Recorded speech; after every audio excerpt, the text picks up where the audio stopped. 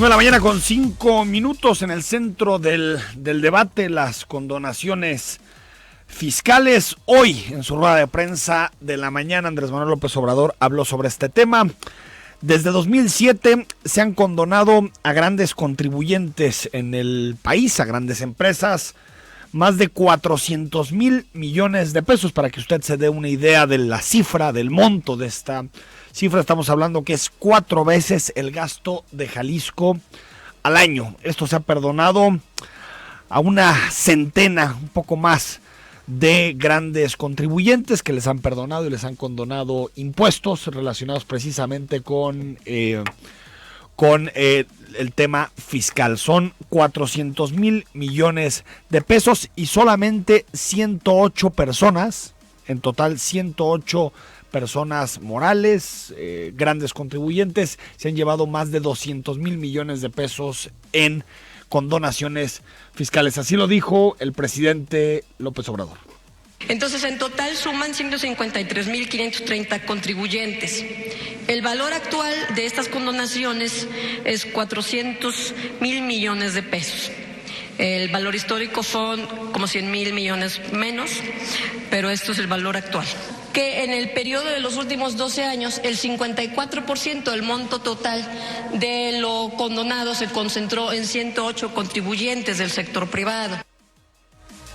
Era Margarita Ríos, directora del SAT. Solamente 108 grandes contribuyentes se llevaron condonaciones por más de 200,000 millones de pesos. Decía en la rueda de prensa la titular del SAT que no podían decir en este momento quiénes eran los que estaban detrás de estas condonaciones fiscales, qué empresas, nombres, apellidos de quienes se están beneficiando de condonaciones, pero hoy el presidente López Obrador firmó un decreto que termina invalidando las condonaciones. Ya no habrá condonaciones a grandes deudores en este país. Veremos si esto desata algunas críticas de parte de empresas que han sido beneficiadas por las condonaciones en los últimos años, pero la cantidad es bastante relevante y nos habla de la capacidad que tienen muchas empresas para doblar al gobierno, porque usted lo sabe, si nosotros nos atrasamos 2, 3, 4 días, un mes en presentar nuestra declaración fiscal,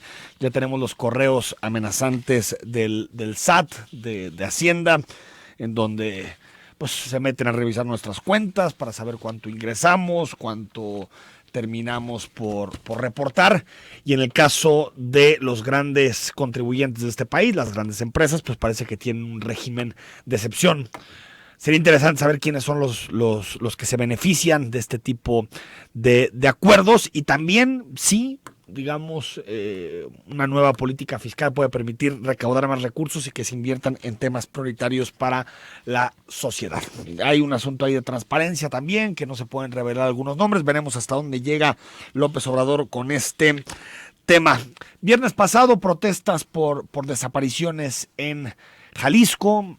Mucha gente se reunió fuera de Casa Jalisco, 250, 300 personas que se reunieron afuera de Casa Jalisco para protestar por la desaparición de 2 mujeres en particular en las últimas semanas, pero por supuesto que se hacían eco de los más de 7,000 desaparecidos que tenemos en Jalisco, de acuerdo a las cifras oficiales, las cifras que reconoce el gobierno de Enrique Alfaro.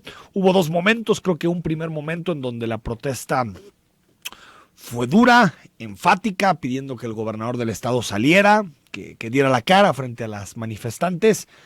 Y después esa misma manifestación se tornó un poco más ríspida y terminó en algunos actos de vandalismo en Casa Jalisco, en particular con la puerta de entrada de Casa Jalisco y algunas pintadas, rayas en torno a Casa Jalisco. Algunos de las declaraciones que ha habido en torno a lo que sucedió en la casa del gobernador. Porque vivas se las llevaron. ¡Vivas las queremos! ¡Vivas se las llevaron! ¡Vivas las queremos! ¡Vivas se las llevaron! ¡Vivas las queremos! Y bueno, también está el asunto o el debate en torno a esto. Creo que por eso es importante dividirlo. Una cosa es hablar de de las desapariciones y la protesta del viernes pasado es fundamental. El gobernador tiene que dar resultados en esta materia, más de 7,000 desaparecidos en Jalisco. Y lo segundo es lo que se va a desprender en términos judiciales de lo que sucedió en Casa Jalisco. Intentamos buscar al fiscal del estado. Queríamos platicar con él al inicio de esta emisión. Nos dice que por su agenda era complicado que nos recibiera la llamada hoy, pero esperemos tener la voz del fiscal martes o miércoles de esta semana. Y bueno, el viernes pasado nos terminó comiendo el tiempo, la mesa, las discusiones que teníamos en torno a los distintos temas, y no pudimos escuchar la opinión de Julián Atilano, a quien saludo hoy en lunes. ¿Cómo estás, Julián? Enrique, buenos días, ¿cómo estás? Muchas gracias. Gracias y adelante. El resultado electoral de 2018 dio paso a un proceso de reconfiguración política que va más allá de la alternancia o del discurso de cambio. Este proceso se observa en distintas acciones que está realizando López Obrador para instaurar las bases de un nuevo régimen político. Sin embargo, hay un elemento del que poco se habla y es fundamental para que el tabasqueño pueda construir ese régimen, es decir, la difusión de la narrativa oficial en los medios de comunicación. Este ejercicio comenzó con las mañaneras de Andrés Manuel y se le han sumado programas como el de Johnny Sabina, Me Canso Ganso y La Maroma Estelar, los cuales son conducidos por personajes afines o que son parte del proyecto político de Obrador. En ese sentido, desde la televisión nacional se busca que la narrativa del actual régimen se interiorice en la población mexicana. Frente a eso, no faltará quienes digan que estos programas son parte de una estrategia gubernamental para controlar a la población e imponer una ideología ad hoc adecuada al proyecto en turno. Sin embargo, como decía Pierre Bourdieu, la televisión siempre ha sido un instrumento para mantener el orden simbólico, y dicho orden no se reduce a los intereses del gobierno mexicano. Es así que quien busque la objetividad o la neutralidad ideológica en la televisión, pública o privada, mexicana o extranjera, estará perdiendo el tiempo. En todo caso, donde se tendría que poner atención es en la pluralidad de opiniones y en la defensa de la libertad de expresión. Y sobre este tema, podríamos decir que no hay cercos informativos, censuras o persecuciones por parte del actual gobierno. Por ejemplo, no hubo respuesta oficial, de lo contrario hubiera sido un gesto escandaloso y autoritario, cuando hace unos días desde su programa de radio, Broso señaló lo siguiente: como le quieren llegar al pueblo, a la masa, y la masa es corriente, es ignorante y no exige porque no conoce, entonces le puedes vender una mierda, haciendo referencia a las mañaneras de López Obrador. Es así que las críticas de Broso, las mañaneras o los programas afines al gobierno son expresiones de esta reconfiguración política. Apenas están delineando los márgenes del actual momento político. Por un lado observamos una legítima pretensión del gobierno para instaurar su narrativa a través de los medios de comunicación oficiales y por otro, la libertad de las personas y los periodistas para hacer o decir lo que se quiera. Finalmente, aunque existe el interés por impulsar una narrativa transeccional y televisada, que nadie se asuste, hay muchas líneas de fuga en la sociedad y con el surgimiento de Internet y las redes sociales, esa pretensión gubernamental solo será eso, una pretensión. En realidad, más allá de programas de televisión o narrativas, son los resultados lo que fortalecerán la construcción de un nuevo régimen. Esto es lo que lo marcará. Enrique, muchas gracias. Un fuerte abrazo, Julián. Gracias. Saludos.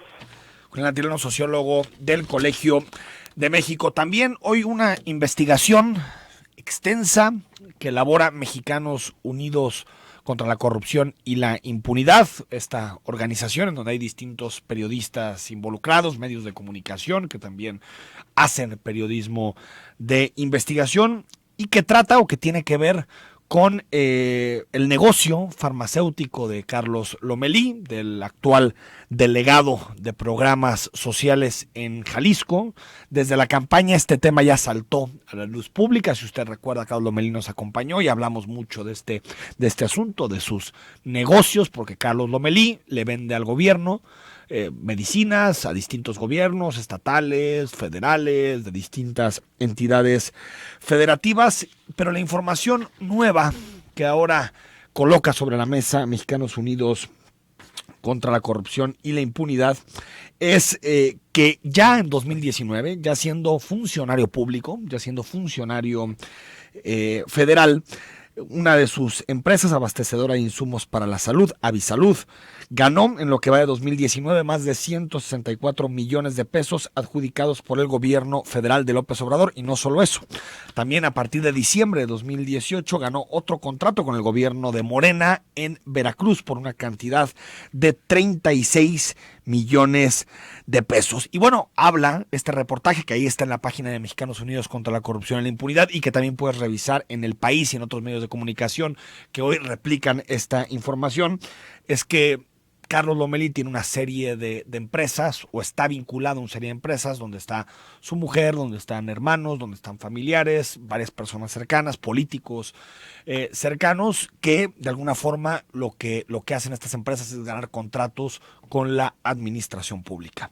Ayer Carlos Lomelí respondió sobre esta información ya en la noche, porque quien primero colocó la información sobre la mesa fue precisamente El País de España, el diario de aquel país, y decía Carlos Lomelí: rechazo los señalamientos que sin fundamento difunden en contra de mi persona. Reitero, ninguna de las empresas en las que tenga participación interviene ni intervendrá en las licitaciones de gobierno. Hoy no le preguntaron a López Obrador por este tema en la rueda de prensa mañanera, y veremos si hay más posicionamientos en torno a este tema. López Obrador ha sido muy crítico en decir que hay personas en México que hacen negocio con la salud de la población, es decir, ha puesto el ojo precisamente en este tipo de relaciones entre empresas farmacéuticas y el Estado. Veremos cuál es la respuesta del delegado de programas sociales en Jalisco. Y ayer también hubo debate en Puebla, que ya analizaremos más adelante. En 2 semanas hay elecciones en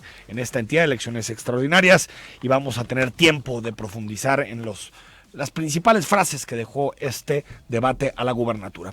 9:00 con 17 minutos. Vamos a ir a un corte. Platicamos con Héctor Castañón sobre agendas de la sociedad civil. Mañana se presenta Nuestras Miradas, un informe desde la sociedad civil muy interesante de cómo la sociedad civil interviene o busca intervenir en el debate público para generar mejores acuerdos, para generar mejores programas sociales, mejores instituciones, mucho más representativas. Vamos a platicar con Héctor Castañón, y más adelante la propuesta de Morena a nivel local en el Congreso del Estado, que pide sustituir las fotoinfracciones económicas por fotoinfracciones cívicas, digamos, replicando el modelo de la Ciudad de México que comenzó con Claudia Sheinbaum. Te recuerdo, nuestro WhatsApp es el 3318 8076 41.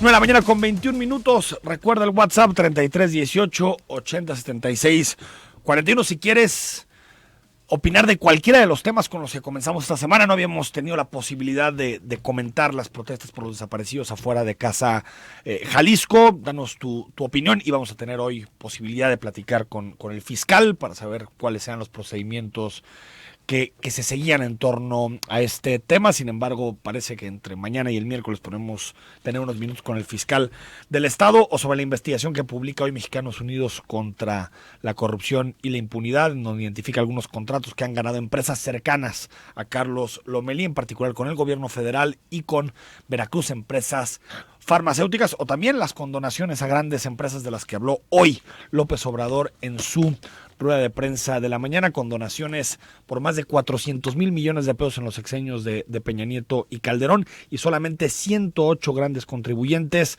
se llevaron exenciones, créditos fiscales y distintas compensaciones por más de 200 mil millones de pesos. El WhatsApp está abierto para que platiques con nosotros este lunes 20 de mayo. Platicamos también con Héctor Castañón, porque mañana a las 11 en el Jardín del Carmen tendrá lugar el foro Coincidencia sobre sociedad civil y transformación social. Hay un grupo numeroso de académicos, organizaciones sociales, discutirán sobre Nuestras Miradas 2019, las distintas agendas que existen en Jalisco en materia de participación social. Héctor, ¿cómo estás? Bien, gracias. Muy buenos días. Muy buenos días, gracias por la invitación. Oye, a ver, platícanos primero de Coincidencia, ¿dónde surge? ¿Por qué hacerlo? Claro, mira, Coincidencia es un proceso que se concibe colectivamente. Tiene, digamos, 3 puntos de partida, ¿no? Tres coyunturas que pueden explicar en mayor medida su gestación. Surge hace un par de meses la inquietud Primero a raíz de problematizar el concepto de sociedad civil, ¿no? Desde el gobierno federal hubo muchos mensajes para decir, a ver qué está pasando en este sector. Hubo muchas defensas, fueron saliendo matices, etcétera. Entonces, había a nivel nacional una discusión sobre el papel de la sociedad civil en este nuevo escenario la sigue político y habiendo, social, ¿no? Sigue habiendo, exacto. Van que menos saliendo, explícita tal vez, ¿no? exacto, ¿no? Van saliendo en la práctica las formas que tienen realmente de entender la participación, la sociedad civil, etcétera, ¿no? O sea, es un asunto que no se ha detenido, como dices, y también acá en Jalisco, con toda esta idea de la refundación, también, ¿no? Quienes participan, quienes construyen, quienes definen los procesos. En el discurso hay una voluntad de desarrollar una arquitectura de participación, de gobernanza.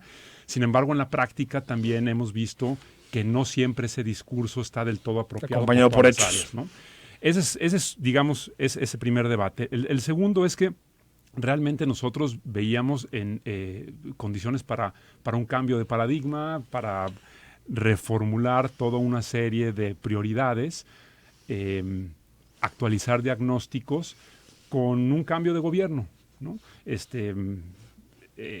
En fin, ¿no? Se había hecho cambia todo el escenario. Cambia todo el escenario. Entonces, veíamos un nuevo tablero y tendríamos que reflexionarnos y pensarnos en ese nuevo tablero, cuáles eran las prioridades, las causas que queríamos impulsar, etcétera, ¿no? Y el tercer aspecto donde surge esta idea de coincidencia es que nosotros vimos cuando el gobernador de Jalisco llamó a los principales empresarios del estado, alrededor de 100 empresarios, y formó el COINCIDES, el Consejo para la Innovación, el Crecimiento, el Desarrollo Sostenible, ¿no? Y dijo en su presentación, con este consejo vamos a recuperar el rumbo de Jalisco. Este es el consejo, aunque eso no esté formalizado en un documento, pero Alfaro dijo, este es el consejo con el que vamos a sacar adelante a Jalisco.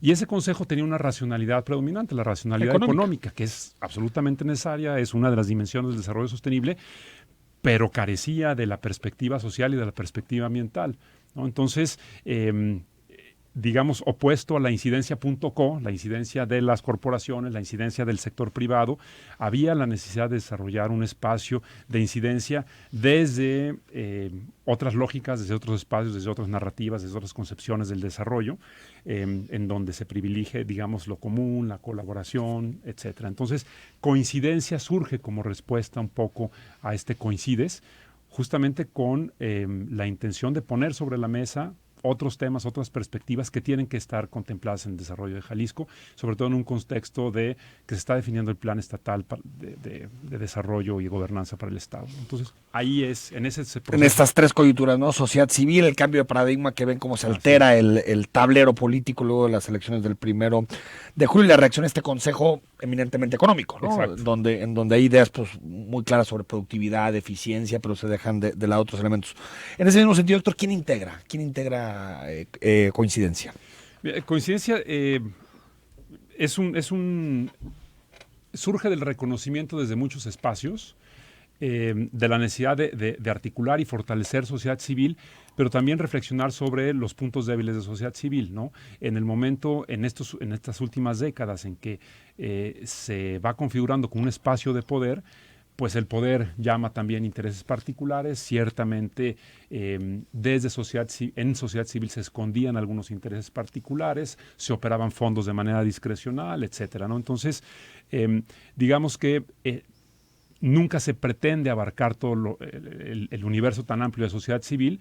Son organizaciones con las que tenemos experiencia de colaboración, con las que coincidimos en algunos temas, donde hay ciertos procesos de trabajo en conjunto.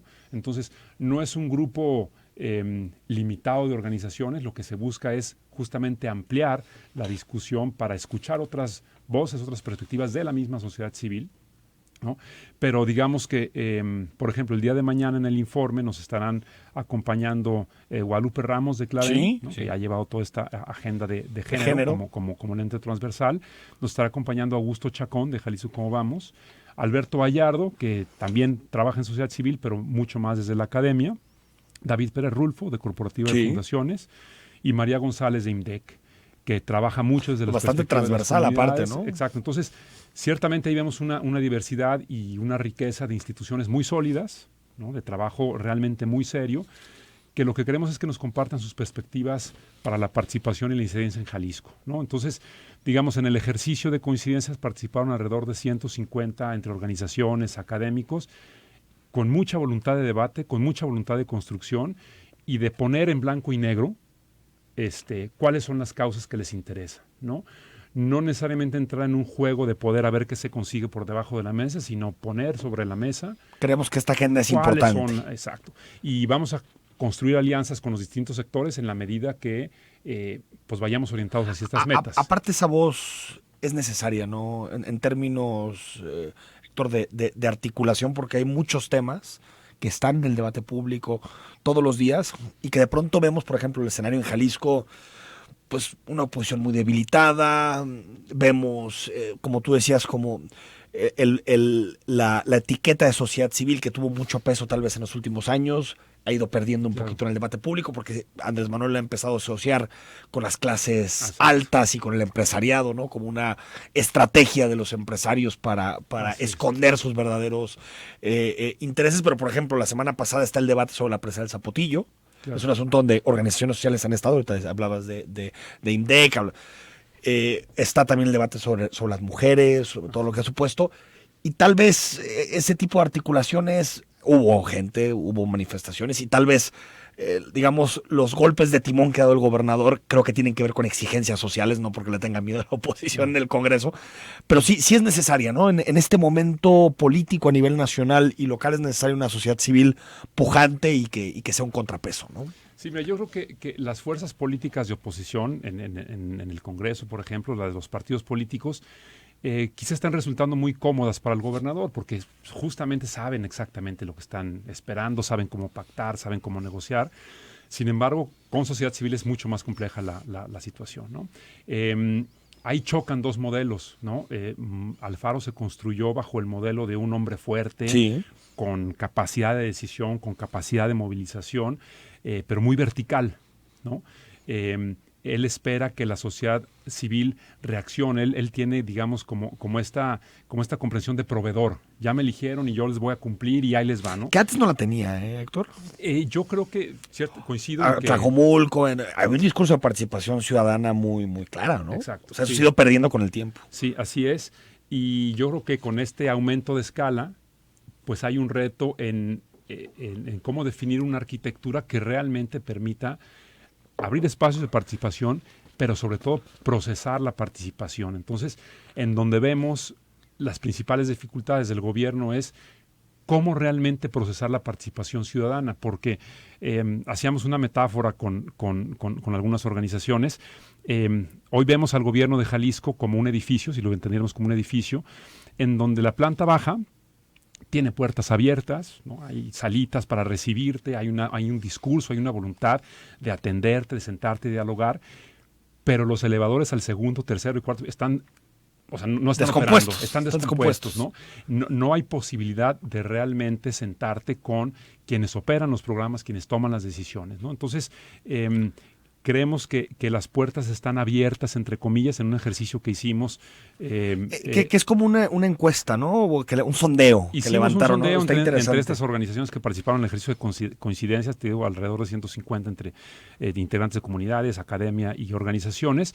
Y a nivel local, el 10% de ellas consideraba que las puertas están abiertas, que están realmente abiertas y que... Con todo lo que implica. Realmente podemos buscar a los interlocutores y habrá apertura para tratar los temas. El 10% de ellas.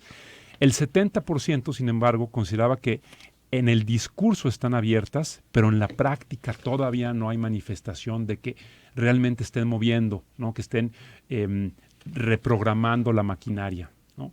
Como te decía, entramos al primer piso, sin embargo, ya nunca nos muestran el cuarto de máquinas, nunca nos suben a los segundos pisos. En todo caso, el gobernador baja al primer piso a tener interlocución con algunas organizaciones. Pero ya todo el proceso restante. Pero creemos que la maquinaria está decidiendo y configurando la operación del gobierno muy, muy desde el interior, ¿no? Y entonces ahora nos vamos a poner a prueba la cultura de planeación de este gobierno, porque a la hora de estar formulando el Plan Estatal de Desarrollo se supone que ahí se establecen los discursos, los compromisos, los indicadores, las metas, y ese es el compromiso que quisiéramos establecer. Se supone que hay una participación y hay diálogos en relación a este tema. Y también, bueno, a mí me tocó probar la plataforma, podías ahí opinar sobre, pero sobre todo en los qués, muy poco en los cómo, ¿no? Sí, así es. Entonces yo creo que sí se está haciendo un esfuerzo por recoger distintas voces. El reto va a ser cómo resolver este choque entre la voluntad y el discurso de un nuevo modelo de gobernanza, de refundar las relaciones sociedad y gobierno, y el estilo de facto que tiene el gobierno de MC aquí. Sí, que parece que van como dos que no se tocan, ¿no? Exacto, parece pues son trayectorias divergentes, y lo vemos quienes, por ejemplo, han querido establecer un diálogo con Macedonio, o con Gerardo Octavio, o con el ingeniero David Zamora. Es decir, son espacios muy cerrados. Muy herméticos. ¿No? Muy herméticos. Lo mismo, pues, discutir política social con el Mochilas o con la propia Bárbara.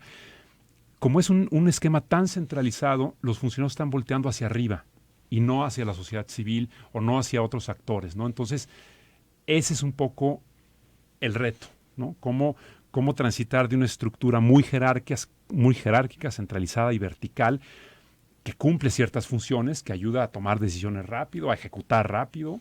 Sin embargo, no permite avanzar a un modelo más democrático. Mucha eficiencia y de pronto poca representatividad, ¿no? Exacto. Entonces creo que ahí está el debate. Vamos al corte, estamos platicando unos minutos más con Héctor Castañón y más adelante hablamos sobre las fotocívicas.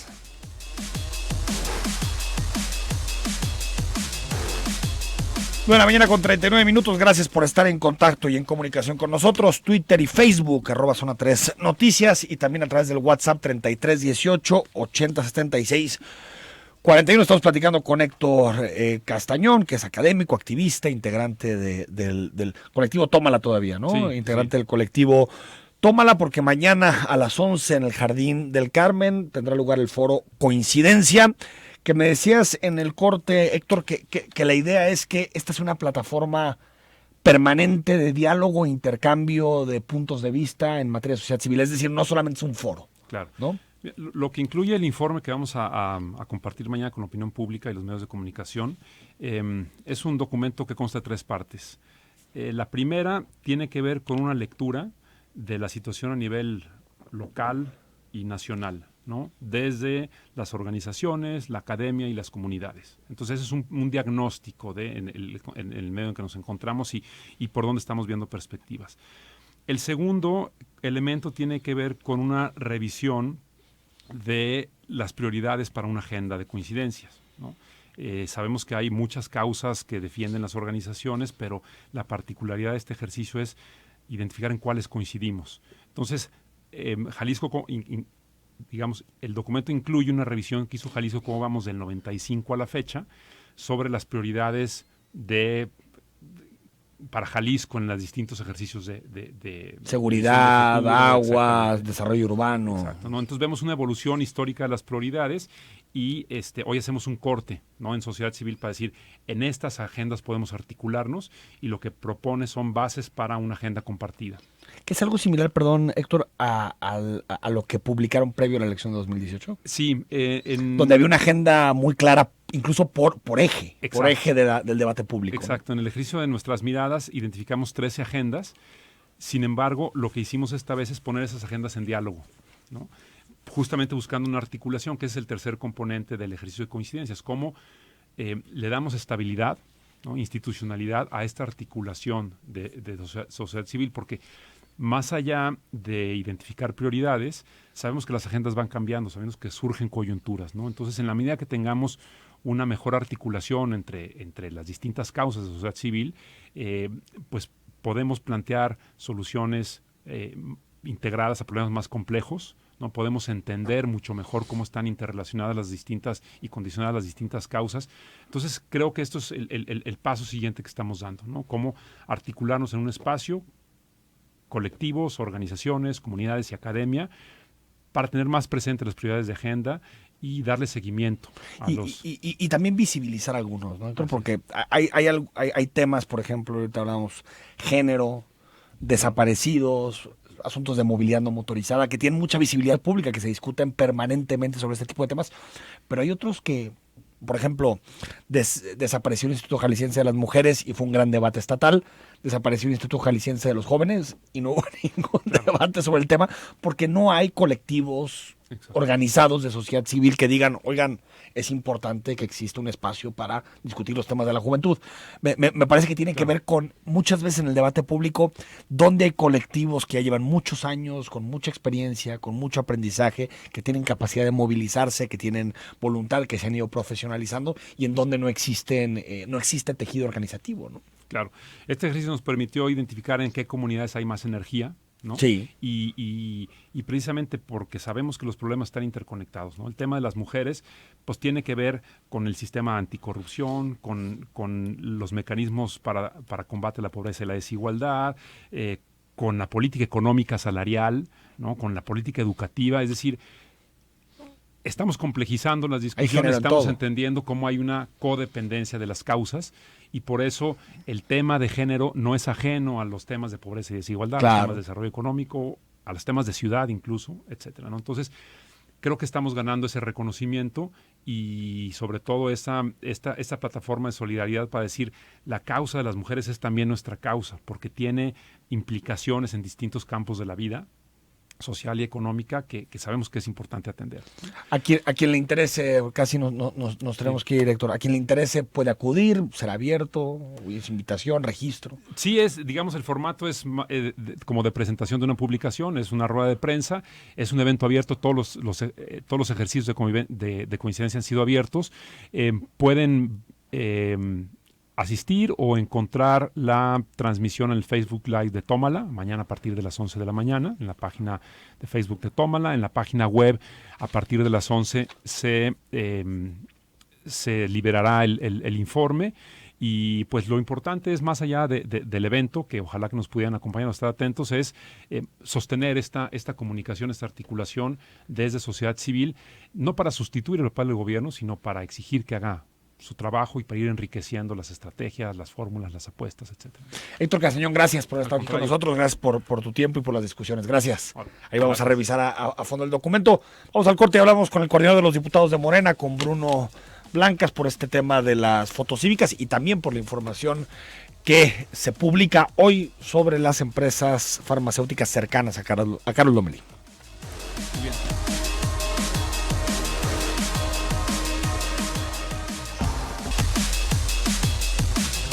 9 de la mañana con 48 minutos. Hay una, no sé si estarías de acuerdo, escríbenos al 33 18 80 76 41. La fracción de Morena en el Congreso local propone cambiar la forma en que se cobran las fotomultas, que en lugar de que sean económicas, que quien sea multado lo tenga que cambiar, digamos, por trabajo comunitario, algo similar a lo que está implementando la jefa de gobierno de la Ciudad de México, Claudia Sheinbaum, que tiene que ver no con la multa económica, sino con un trabajo comunitario. ¿Estás de acuerdo o no estás de acuerdo? Escríbenos al 33 18 80 76 41. Y tengo el coordinador de los diputados de Morena, Bruno Blancas, en la línea telefónica para hablar de este y otros temas. Bruno, ¿cómo estás? Bien, gracias, buenos días, un saludo a todos. Gracias, coordinador. ¿Por qué esta idea de cambiar la multa económica por trabajo comunitario?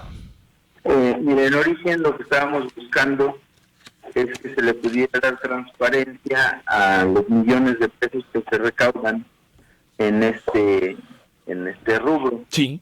Y en el proceso nos encontramos con algunas soluciones viables para poder pues darle seguimiento. Y en este caso encontramos una, como bien lo dices, una similitud entre la Ciudad de México que traemos a nivel nacional como agenda, ¿no? Hay ahorita 11 estados que implementaron el sistema de fotomultas y ahora nuestra intención es cambiarlas con un sistema, bueno, le llamamos socioinfracción, que es, buscamos que la sociedad esté un poco más consciente de tanto de la política como de las soluciones sociales que se requieren, pues para mejorar la calidad de vida, ¿verdad? Ahora, diputado, es cierto que lo hemos denunciado en este espacio que pues muchas veces no entendemos por qué se ponen los radares donde se ponen, también cómo se determinó el monto de la multa, muchas cosas hay de debate en torno a las fotoinfracciones, pero lo que sí podemos decir es que han reducido la muerte de personas por exceso de velocidad. ¿No crees que alterar por trabajo comunitario podría romper esta buena inercia que ha generado en términos de salvar vidas, más allá de la corrupción en el programa? Digamos que la solución es buena, el resultado ha sido bueno, pero el manejo del recurso que se recauda no ha sido transparente, nadie sabe en dónde quedó la bolita, como dicen por ahí. Sí. Ahorita la intención es, te comento, que la sociedad participe más, Sí. más consciente, que seamos una sociedad participativa, ¿no?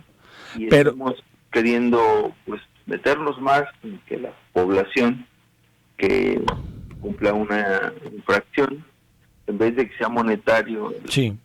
el pago, que sea pues a través de trabajo social, que vaya, ya lo determinará el Ejecutivo, ¿no? Ahora, en ese mismo sentido, sería ¿cómo obligar y cómo asegurarnos de que la gente haría el trabajo social? Sabemos que hay muchísimas multas que están casi en fondo perdido por muchos coches que no terminan pagando, conductores. ¿Cómo garantizar, diputado, que las personas cumplirían con su trabajo comunitario? ¿Cómo operaría? En este caso, nos parece que la sociedad tiene que empezar a participar. En el caso de quien va a poner la sanción, sería el Ejecutivo quien tendría que realizar un reglamento en la forma en la que quedarían los pagos, ¿no? Obviamente debe contemplar la posibilidad de que también se haga monetario por alguna incapacidad Sí. o por alguna posibilidad, o más bien por alguna imposibilidad. Pero que la generalidad sea trabajo comunitario. Por supuesto. Arreglar calles, plantar árboles, tal. Exactamente. Esa es la idea que tendría, diputado. Sí, definitivamente. Es la intención. Sí. Y creemos que va a tener muy buen resultado, nos va a integrar como sociedad. Diputado, 2 preguntas más antes de despedirte. Hoy igual tuviste posibilidad de revisarlo. El periódico Mural hace una publicación en donde habla de qué diputados han presentado su 3 de 3 y solamente 7 diputados han cumplido con sus 3 declaraciones, la patrimonial, la de intereses y la fiscal. Y usted no ha presentado este 3 de 3. ¿Por qué no lo ha hecho? Sí, de hecho la estamos ahorita realizando, yo creo que en estos días lo estaremos presentando. Hemos presentado algunas, pero nos faltan detalles nada más. Entonces, y te avisamos inmediatamente, por supuesto. Van a presentar su 3 de 3. Así es. ¿Por qué no lo hicieron antes? Porque ya la legislatura tiene 7, 8 meses. Sinceramente hemos estado muy atareados.